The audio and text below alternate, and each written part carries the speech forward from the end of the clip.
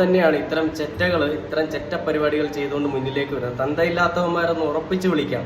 തന്തയ്ക്ക് മുൻപുണ്ടായവനെന്ന് വേണമെങ്കിൽ നമുക്ക് അക്ഷരം തെറ്റാതെ പറയാം. ഇവനെയൊക്കെ ഇങ്ങനെയുള്ളവന്മാരുടെ ഈ കഴിവുകെട്ട അല്ലെങ്കിൽ ഇവന്മാരുടെ ഈ ചെറ്റത്തരം ഈ തുടരുന്നത് നമ്മുടെ നാട്ടിലെ നിയമ സംവിധാനങ്ങളുടെ ഒരു തകർച്ചയെന്ന് വേണമെങ്കിൽ പറയാം. ഇവനൊക്കെ നല്ല തക്കതായ ശിക്ഷ കൊടുത്തു കഴിഞ്ഞാൽ ഒരു കാലത്തും ഒരുത്തനും ഇതുപോലത്തെ പരിപാടികളായിട്ട് മുന്നിലേക്ക് വരില്ല എന്നുള്ളതാണ് എനിക്ക് ഈ സമയത്ത് പറയാനുള്ളത്. എന്തോ ഒരു അവസ്ഥയാണെന്ന് നോക്കണം. ഇപ്പൊ നമുക്ക് ബാക്കിയൊന്ന് കേട്ടു നോക്കാം.